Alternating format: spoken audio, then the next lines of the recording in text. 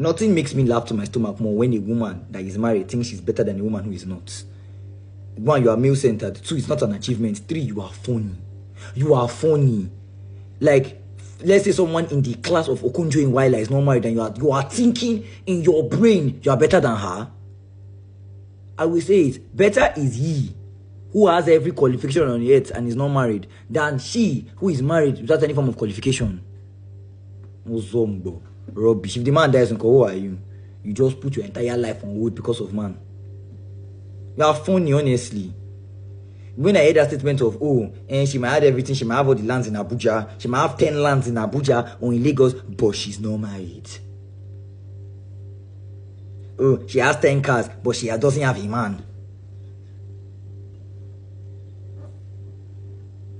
She's going to Qatar and she's going everywhere, opening her legs. Why do you almost always think that even the women that are not even married are prostituting? Why? What is all this insecurity in you women? When I keep saying it as a feminism journey is actually being hindered, not because of men, but because of women who tend to compare themselves being married as an awaiting. Like at 23, you have so much potential as a woman. Like you graduated medical school, but your husband is telling you not to practice with that degree. Why you can't go to medical school in the first place? Why didn't you just hang a pillar on your head? Marry me, marry me. All I just need to do is get married. Let's do something uncomfortable for a minute. If marriage didn't come with social validation, family approval, cultural respect, public celebration, would you still want it the same way? Or do we want marriage because it upgrades how the world sees us? In 2026, women are educated, independent, accomplished, and yet one ring can shift how society treats you overnight. That's not romance, that's ranking, and today we are going to talk about it honestly. In many cultures, especially African cultures, marriage is not just companionship, it is validation. It is proof that you're desirable, you're chosen, you're complete, you have succeeded in womanhood. A single woman at 25, still young. At 30, time is going. At 35, what happened? Meanwhile, a married woman at 23, responsible. At 25, settled. At 30, respected. Let's not act confused. Marriage still upgrades social perception. Let me paint a picture. A woman is 32, she has 2 degrees, she runs her own business, she supports her parents financially, she travels, she mentors younger women. At a family gathering, someone asks, "So when are we coming for your wedding?" Not how is your company doing, not how are you managing all this responsibility, just the wedding. And suddenly all her achievements shrink in the room. She smiles politely, but internally she feels like she's behind. That's what status symbolism does. It makes success invisible if it's not romantic. Watch how society treats women differently based on marital status. Married women are taken more seriously, asked fewer invasive questions, considered more stable, seen as morally safer, while single women are often viewed as incomplete, seen as competition, questioned about their character, their morals, treated as temporary.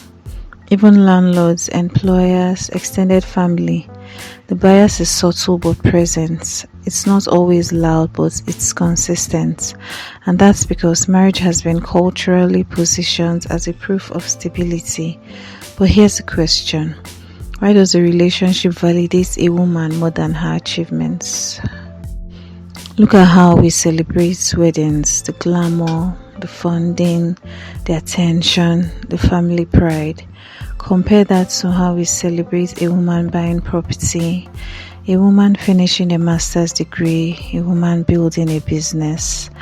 It's not the same energy because marriage is a public ceremony of being chosen, and society loves visible validation. This is why some women feel behind in life, not because they lack success, but because they lack symbolic status. That pressure is heavy. Let's go deeper. Sometimes the urgency to marry isn't about love. It's about relief from questions, comparison, family pressure, feeling less than, watching peers move forward socially. Marriage becomes a shield, but here's the danger. When marriage becomes a status upgrade, standards quietly lower, red flags get rationalized, compatibility becomes secondary, peace becomes negotiable, because the goal shifts from is it healthy to will this secure my position, and that is where women lose themselves. There's another woman, she's dating a man who is emotionally inconsistent, avoids difficult conversations, doesn't fully align with her values, but he wants marriage and everyone around her says he's ready. At least he's serious. Men like this are rare. So she convinces herself it's not that bad because the ring will quiet the questions. But 5 years later, she's married and lonely. Status secured, peace compromised. That story is more common than we admit. Historically, marriage was economic survival. Women didn't have access to land, ownership, independent wealth, equal employment, so marriage meant protection. That belief system doesn't disappear overnight. Even though women are now educated and earning, cultural memory still equates marriage with safety. Add social media engagement photos, anniversaries, baby announcements. Comparison culture intensifies it. You can be thriving, but if you scroll long enough, you'll feel behind. That's not accidental, that's conditioning meeting visibility. Let's be honest about something. Single men are 35, focused, building, taking their time. Single women are 35, picky, intimidating. Something must be wrong. The same independence that makes a man attractive makes a woman suspicious. That contradiction is cultural and it shapes dating dynamics in subtle ways. Let's clarify something clearly. Marriage is beautiful, partnership is beautiful. Building a life with someone intentionally is powerful. But marriage should be a decision, not a rescue. A partnership, not a promotion. A choice, not a deadline. When marriage becomes a status symbol, people marry for optics instead of alignments. And that is why some unions look perfect online and feel suffocating in private. Imagine if marriage was treated as a lifestyle preference, not a ranking system. Imagine if single women were respected equally. Imagine if success wasn't measured by rings. Imagine if timelines were personal, not public. The pressure would reduce, the choices would improve, the unions would be healthier, and people would choose from wholeness, not from urgency. I can already hear someone saying, but marriage should be valued. It stabilizes society, it creates family structure, it deserves honor, and that's true.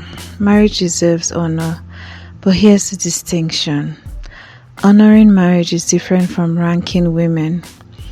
One celebrates commitment, the other diminishes those who haven't chosen or found it yet. The problem isn't that marriage is respected. The problem is that unmarried women are often not. And until we can respect women equally in both states, marriage will continue functioning as a social hierarchy. That's the conversation. So let me ask you something. If society removed all pressure, no timelines, no questions, no comparison, Would you still want marriage the same way? Be honest with yourself. Not with culture, not with family, not with Instagram, with yourself. Comment one word. Choice. If you believe marriage should be intentional, not positional. If you're ready for more conversations that challenge cultural conditioning, subscribe, like, share, and I'll see you in the next one. Thank you for watching.